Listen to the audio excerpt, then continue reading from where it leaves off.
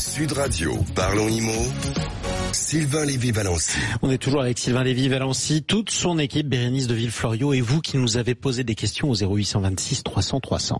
Oui, bonjour Bérénice. Cette semaine, on a eu un message sur le répondeur. On nous parle des taux d'intérêt. Ah oui, et pas qu'un d'ailleurs. On a reçu pas mal de messages sur les taux des crédits immobiliers. Alors c'est vrai qu'on en a parlé évidemment dans cette émission. Depuis janvier, il y a une baisse. Donc déjà, il y a eu une stabilisation puis une baisse.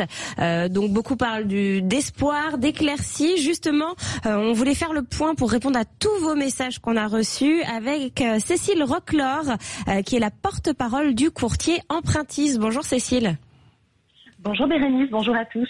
Ravi de vous recevoir. Alors, vous êtes courtier, peut-être une petite piqûre de rappel pour nos auditeurs. Qu'est-ce qu'un courtier ?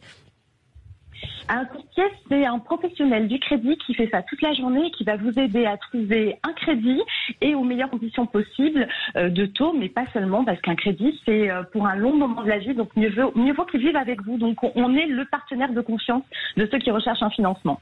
Et puis alors, je vais être honnête quand même, quand les taux étaient autour d'1%, bon, ça servait pas à grand chose de faire appel à un courtier, mais là aujourd'hui, ça vaut quand même le coup, parce qu'on voit des grosses disparités entre les banques, hein, vous me confirmez ? Oui, tout à fait, oui. Alors clairement, oui, tout à fait, vous avez raison. Aujourd'hui, si on prend 2 points de repère, les crédits sur 20 ans et sur 25 ans, sur 20 ans, on a un taux moyen, c'est-à-dire quand on fait la moyenne de toutes les banques, à 3,95%, mais en fait, la banque la moins chère est à 3,5% et la banque la plus chère est au-dessus de 5%. Et sur 25 ans, c'est à peu près pareil, on a un taux moyen à 4,15% et puis la banque la moins chère est en dessous de 4, celle qui est plus chère est plutôt autour de 5,5%. Donc oui, de vrais écarts entre les banques. Et alors vous, en tant que courtier, j'imagine que comme vous apportez, vous avez des accords avec les banques, comme vous apportez plusieurs dossiers en même temps, on va dire que vous pouvez aussi négocier, vous avez un pouvoir de négociation que nous, particuliers, n'avons peut-être pas, non ? Vous avez tout à fait raison, Bérénice. Aujourd'hui, on a toutes les banques qui sont de retour et qui ont de l'appétit pour le crédit, mais toutes n'ont pas les mêmes politiques commerciales et toutes ne sont pas prêtes à consentir les mêmes efforts. Ça, nous, on en a la connaissance. Et puis, effectivement, on apporte un volume de clients, donc on a une capacité de négociation. Donc, on sait ce qui va faire pencher la balance en votre faveur. On sait appuyer sur les bons leviers et on a la capacité à négocier. Donc, pour certains dossiers aujourd'hui, je vous parlais sur 25 ans d'un taux moyen à 4,15%, mais pour certains profil, aujourd'hui, on arrive déjà à toucher des taux à 3,6%. Donc, ce sont des efforts vraiment significatifs qui changent la donne dans votre dossier. Oui, clairement. Et qu'est-ce que vous appelez un bon profil ? Alors ça va effectivement être variable en fonction des banques. On va pas se mentir, chaque banque a sa propre politique commerciale et ses propres envies de typologie de clients. Mais globalement, il y a quand même un retour aux fondamentaux qui ne va pas vous surprendre. Un bon client pour une banque, c'est celui qui sait rembourser son crédit et qui va être en mesure de le faire dans la durée.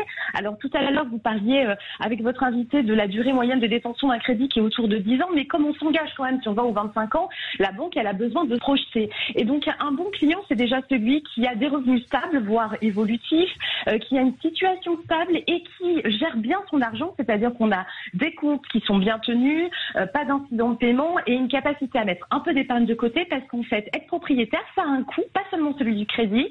On a la taxe foncière, vous en parliez tout à l'heure avec les piscines, mais on a aussi les charges de copropriété, la réparation de la chaudière. Donc ça veut dire qu'il faut avoir un peu de matelas, un peu d'épargne pour pouvoir répondre à tous ces aspects.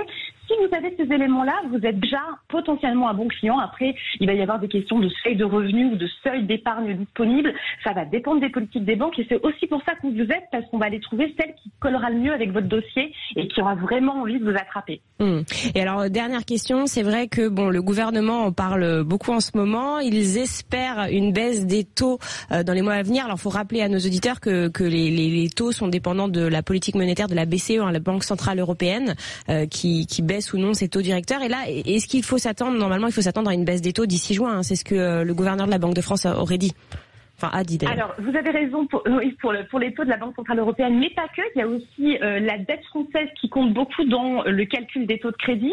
On attend les notations des agences de notation, ça aura un impact. Tout ne sera pas favorable, mais effectivement, on est plutôt dans une philosophie où les taux devraient par palier baisser par petites étapes. On ne reviendra pas au taux qu'on a connu à 1% moyen sur 20 ans.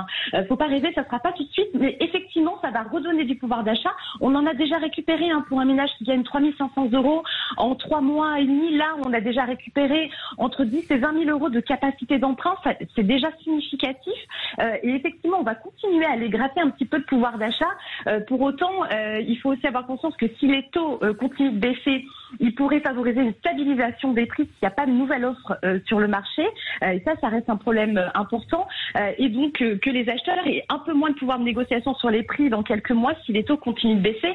Donc, l'opportunité aujourd'hui, elle est vraiment présente sur le marché pour ceux qui ont accès au crédit et à des conditions acceptables. Ça peut être une belle fenêtre de tir aujourd'hui. Oui. Et la morale, c'est qu'on ne peut pas tout avoir au même moment, quoi. En gros, si on comprend bien. Merci beaucoup, Cécile Recleur, en tout cas. Je rappelle que vous êtes porte-parole du courtier Empruntis.